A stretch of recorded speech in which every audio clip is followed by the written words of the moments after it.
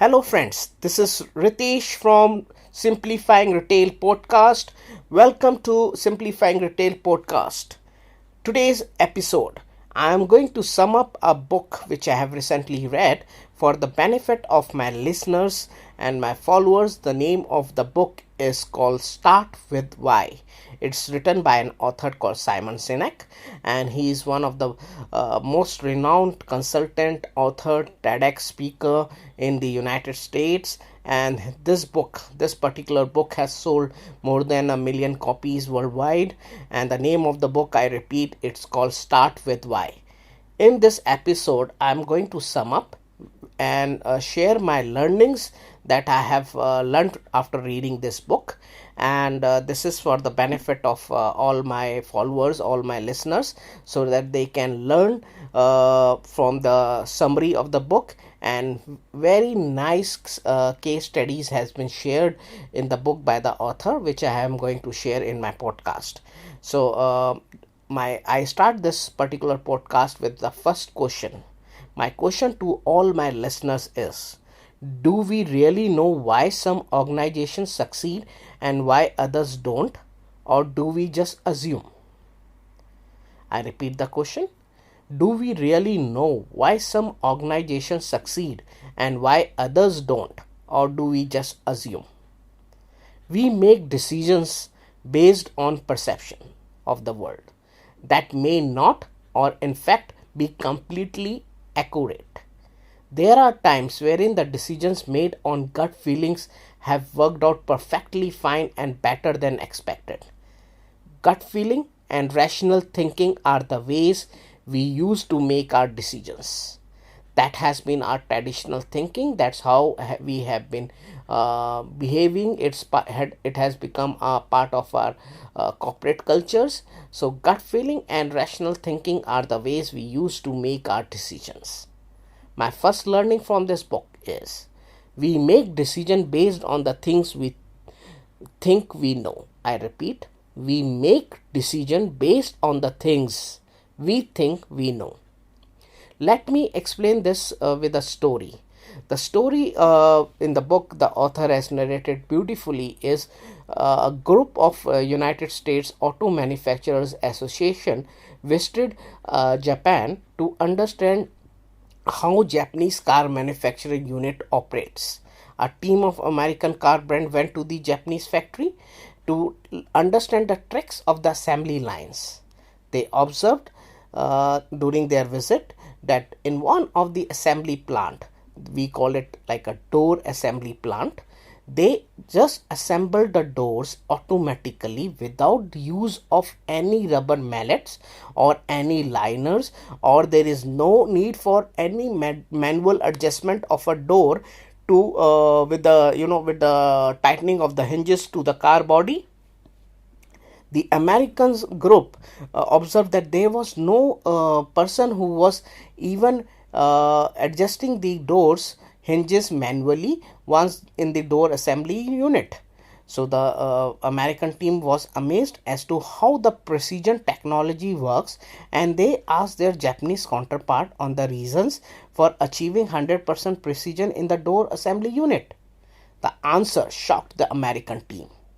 The Japanese car maker uh, told them that they ensured that the precision technique at their design stage itself. The Japanese used to ensure the precision technique works in the design stage itself.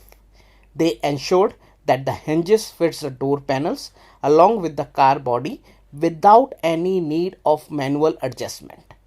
Hence, Japanese were able to save minor cost saving in one of the process, which was door assembly process, and hence this competency gave them the cost uniqueness or a cost competency when it comes to Japanese cars.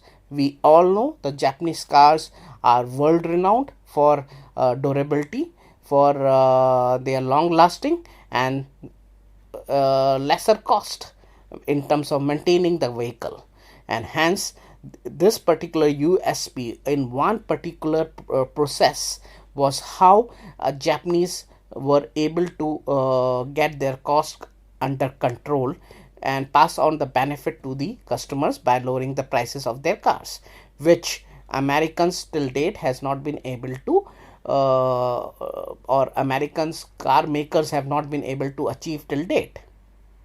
My personal learning from this is also the culture. The culture in Japan is of continuous improvement. They look at the things as to how we can continuously improve the processes, the personal development. So it's a part of their culture and it's a part of their mindset, and which has resulted that Japan, whenever they produce the manufacturing in Japan, is far superior than anywhere else in the world. My learning number 2 from the book is manipulation versus inspire. What do I mean by that? There are only two ways to influence human behavior. That is, one by manipulating and second by inspiring them. For example, retailers uses manipulation like discounts, end of the season sales, in order to entice the consumer, or in order to attract the consumer to purchase the goods. Drop the prices and the shelves will quickly clear to make room for the next season's products. However, your bottom line will bleed at the end of the fiscal year. Price always costs something. The question is, how much are you willing to pay for the money you make? Aspirations, celebrity endorsements, and fears are the many ways of manipulations. Manipulations lead to transactions and not loyalty. My learning number 3 from this book is, when you inspire, you build trust and loyalty. I repeat, when you inspire, you build trust and loyalty. I will explain it using an example from Southwest Airlines. After 9/11, there were many customers who sent checks to Southwest Airlines to show their solidarity and loyalty towards the airline. And on one such check, there was a post-it which read, "You have been good to me for years. In these hard times, I want to thank you by helping you out. Please accept my small amount as token of respect. We are with you." This was a small note which was written on a check by one of their loyal customers of Southwest Airlines. This shows how strong loyalty Southwest Airlines has built with its travelers and established Southwest Airlines as the most profitable airline in the aviation history. How brands like Apple, Southwest Airlines achieve so much success and loyalty? That's the question that comes to my mind. And the answer lies in the golden circle. What is golden circle? Golden circle is a technique which is helpful in understanding why we do what we do. The technique provides compelling evidence of how much we can achieve if we remind ourselves to start everything we do first by asking why. It explains why people tattoo Harley Davidson logos on their body, why Southwest Airlines became the most profitable airlines in the history, why people stand for hours in front of Apple stores waiting for their new product to be launched. The golden circle technique tells us how these companies and its leaders were able to inspire action against manipulation, or instead of manipulating people to act. It all starts from inside out approach. It all starts with why. Traditional approach is called outside in approach. What do I mean by it? I will explain it in now. What is, if we analyze the golden circle, it has 3 concentric circles. The outer circle is what, middle circle is how, and the innermost circle is why. So what means every company knows what they do. How? Some companies know how they do what they do.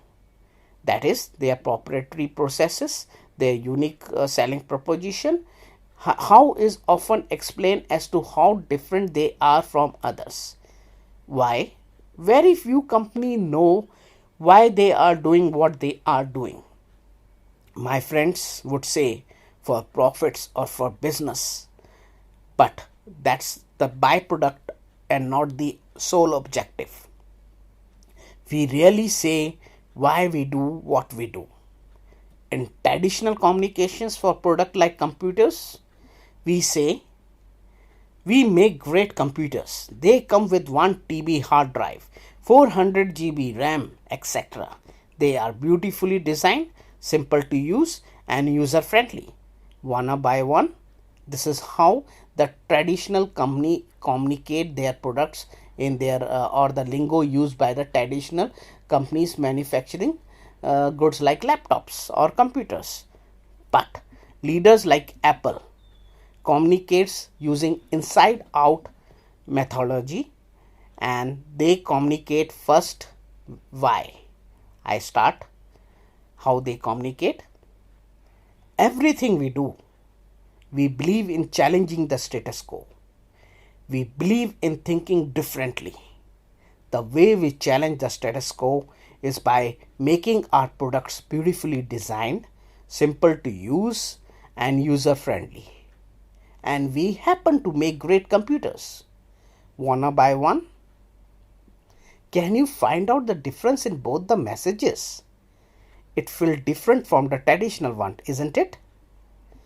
Apple start with a purpose or their why, and it has nothing to do with what they do, what the product they sell. No longer serve as a reason to buy. They serve as a tangible proof of their cause, their purpose. Apple's why connect with their customer base on the inner level or subconscious level, and they feel themselves aligned with their cause. You can copy Apple products, that is what and how, but you cannot copy or change Apple's why. Hence, I say people don't buy what you do, they buy why you do it. I repeat, people don't buy what you do, they buy why you do it. When communicating inside out, why is offered as a reason to buy, and what is served as a tangible proof of that belief. Apple's why is driving their innovation, which is seen in iPads, iPods, MacBooks, iPhones, etc. My personal favorite example is iPod example. iPod, or rather I would call it the category per se, the player, the MP3 player technology was not, Apple was not the first company to launch. There was a company in Singapore called Creative Technology Limited, which had launched the hard drive music player 2 years before even iPod was launched. Creative Technology Limited had the best what's and hows, but they failed as they had communicated using traditional outside in way. They positioned their innovation as 5 GB MP3 player. Fast forward 2 years when Apple launched their first iPod using their inside out communication technique or communicating their purpose and their why. They just said putting 1,000 songs in your pocket. That's it. Creative Technology told us what their product would do, whereas Apple told us why we needed it. There is a difference, and the difference is very clear. Creative Technology told us what their product would do, whereas Apple told us why we needed it. To find the purpose, companies should stop thinking what they need to do in order to compete. Instead, they need to ask, why did we start in the first place doing what we are doing? What we can do to bring our cause and purpose to life, considering all the opportunities that market is offering us today. Golden circle technique has now been biologically proven. Why? The innermost circle resembles the limbic part of the brain, which is associated with the feelings like trust and loyalty and is responsible for decision making. Products with clear sense of why give people a way to tell outside world who they are and what they believe. Always remember, people don't buy what you do, they buy why you do it. For values or guiding principles to be effective, they have to be verbs. When I repeat, for values or guiding principles to be effective, they have to be verbs. It is not integrity. It's always do the right thing. It's not innovation. It's look at the problem from a different angle or perspective. My learning number 4, the most important learning which I have learned from the book is a company is a culture. A group of people brought together around a common set of values and beliefs. It's not the product that binds the people, it's the common values and beliefs that binds them irrespective of the size of the company. So the goal of HR teams is not to hire highly skilled people, but to hire people who believe in what company believes in. And that's the real meaning of goal or a goal setting. Great companies hire motivated individuals and inspires them to achieve organizational goals. Companies driven by clear sense of why and purpose don't worry about competition. I'll quote an example of Southwest Airline here again. Southwest Airline was not the first low-cost airlines. There existed few low-cost carriers in United States before Southwest Airline was launched. In one interview, the Rolling King, the CEO of Southwest Airlines, said that his competition is from trains and buses, not from any airline industry. Southwest Airlines started with a clear why, that is championing the cause of common man by providing him faster transportation. Airlines just happened to be the tool used by the Southwest Airline. Their clear sense of why made them iconic brand, brought in innovations like 10-minute turnaround. Since the team started looking at a problem from a different angles when faced with a challenging situation, there is a case study wherein in 1980s or late 1970s, the Southwest Airline faced a challenge wherein they had to sell one of their aircraft. They were left with only 3 aircrafts, and given the scenario, either the airline had 2 options. One, to scale back the operations and reduce destinations which they service. Second, explore options of using the balanced 3 aircraft more efficiently. Hence came the 10-minute turnaround formula or a 10-minute turnaround technique, which is a case study milestone in aviation industry. What Southwest airline team chose? They chose the second option, which everybody had thought was highly impossible to execute, but driven by the single purpose, that is to champion the cause of a common man. They did something which till date no one even dares to do.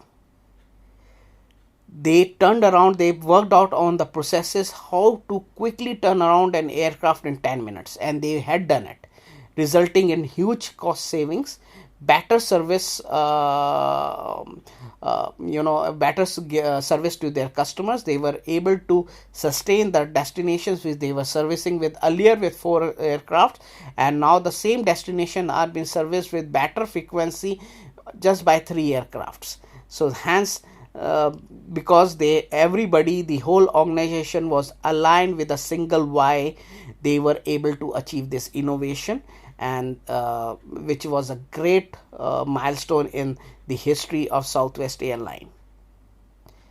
I hope my learnings from the author's Simon Sinek book will be helpful to all my listeners, and they can interpret this learnings in their lives and business. I wish all my listeners, my followers, all the best in all their business endeavors, And my only request is to keep following retailritesh.com and Simplifying Retail Podcast. You can reach me on LinkedIn as I'm there as Ritesh Mohan. If you have any questions, any queries, please write it to me. I will be more than happy to help you out, support you out in difficult times. And stay safe, my friends. Stay indoors and stay connected. Thank you very much.